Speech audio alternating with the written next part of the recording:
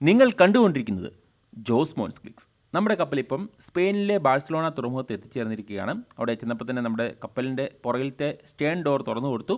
ഇപ്പോൾ കാറുകൾ ഓരോന്നോരോന്നായിട്ട് ലോഡിങ് തുടങ്ങിയിട്ടുണ്ട്. അപ്പോൾ കുറച്ച് സമയത്തേക്ക് നമ്മുടെ കപ്പൽ അവിടെ ഉണ്ടെന്ന് അറിയാൻ സാധിച്ചു. അതുകൊണ്ട് തന്നെ ബാഴ്സലോണയിലെ കുറച്ച് കാഴ്ചകൾ കാണാമെന്ന് കരുതി ഞാനും തേർഡ് ഓഫീസറും കൂടെ കുറേ നടന്ന് അവിടുത്തെ ഗേറ്റിൻ്റെ അടുത്തെത്തി. അവിടെ നിന്ന് ഒരു ടാക്സി എടുത്ത് നമ്മൾ ഷോർ ലീവായിട്ട് പോവുകയാണ്. കൊളംബസിൻ്റെ ഒരു സ്മാരകമൊക്കെ അവിടെയുണ്ട്. അവിടെ ഇറങ്ങി. അവിടെ അത്യാവശ്യം നല്ല രീതിയിൽ തിരക്കുകളുണ്ട്. കുറേ സോവനീർ ഷോപ്പുകളൊക്കെ ഉണ്ട്. അപ്പോൾ ഈ ഒരു പ്രദേശത്ത് ചെറിയ രീതിയിലൊക്കെ പോക്കറ്റടിയൊക്കെ ഉണ്ടെന്ന് നെറ്റിൽ റിസർച്ച് ചെയ്തപ്പോൾ മനസ്സിലായി. അതുകൊണ്ട് തന്നെ പേഴ്സും മൊബൈലൊക്കെ കുറച്ച് സൂക്ഷിച്ച് ആണ് കൊണ്ടുപോയി നടന്നത്. അപ്പം അങ്ങനെ നടന്ന് അതിൻ്റെ അങ്ങേ അറ്റം വരെ എത്തി. അത്യാവശ്യം നല്ല തിരക്കുണ്ടായിരുന്നു. കുറേ റെസ്റ്റോറൻറ്റുകളും ഷോപ്പുകളൊക്കെ അവിടെയുണ്ട്.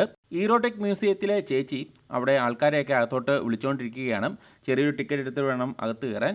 ഇപ്പം നമ്മുടെ കയ്യിലുള്ള സമയം പരിമിതമായതുകൊണ്ട് തന്നെ അവിടെ അധികം നേരം ചിലവഴിക്കാൻ നിന്നില്ല. ബാഴ്സലോണയിൽ പോയ ഓർമ്മയ്ക്ക് വേണ്ടി ചെറിയൊരു സൊവനീറും വാങ്ങി പയ്യെ തിരിച്ചു നടന്നു.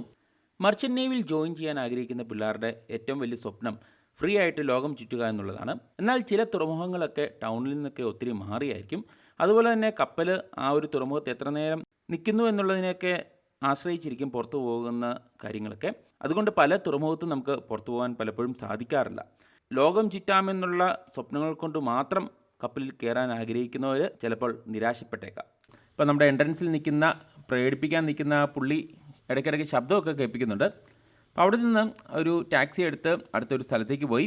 കുറേ നാളായിട്ട് പോകണമെന്ന് ആഗ്രഹമുള്ളൊരു സ്ഥലമായിരുന്നു ഇത്. ലോകത്തിലെ തന്നെ ഏറ്റവും വലിയ പള്ളികളിലൊന്നായ സാഗ്രഡ ഫെമിലിയ എന്നൊരു പള്ളിയിലേക്കാണ് പോയത്. 1882 ഇതിൻ്റെ നിർമ്മാണം ആരംഭിച്ചത്. എന്നാൽ കഴിഞ്ഞ 143 വർഷത്തോളമായിട്ട് ഇതിൻ്റെ പണിയൊക്കെ അങ്ങ് നടന്നുകൊണ്ടേയിരിക്കുകയാണ്. ഡിസൈനിലുള്ള വ്യത്യാസം കൊണ്ടും നിർമ്മാണ ചെലവിലെ പ്രശ്നങ്ങൾ കൊണ്ടും സ്പാനിഷ് സിവിൽ വാർ, COVID-19 പ്രശ്നങ്ങൾ കൊണ്ടൊക്കെയാണ് ഇതിൻ്റെ നിർമ്മാണം ഇത്രയധികം നീണ്ടുപോയത്. ഇപ്പോൾ അടുത്ത കൊല്ലം, അതായത് 2026 നിർമ്മാണം പൂർത്തിയാക്കാൻ സാധിക്കുമെന്നാണ് അവർ പ്രതീക്ഷിക്കുന്നത്. അതിൻ്റെ പുറത്ത് ആൾക്കാർ ഫോട്ടോസൊക്കെ എടുത്ത് ഇങ്ങനെ നടക്കുന്നു. അതിനിടയ്ക്ക് ഗിറ്റാറൊക്കെ വായിച്ച് ആൾക്കാരിൽ നിന്ന് ഒരു ചേട്ടൻ പൈസയും പിരിക്കുന്നുണ്ട്. ഇപ്പോൾ നമുക്ക് ഈ പള്ളിക്കുള്ളിൽ കയറണമെങ്കിൽ ഏകദേശം 2500 രൂപയോളമാണ് ചിലവ്. ഇപ്പോൾ നമ്മൾ ടിക്കറ്റിൻ്റെ കാര്യം അന്വേഷിച്ചപ്പോൾ ദിവസങ്ങൾക്ക് മുമ്പേ ഇതിൻ്റെ ടിക്കറ്റൊക്കെ തീർന്നിരിക്കുന്നു.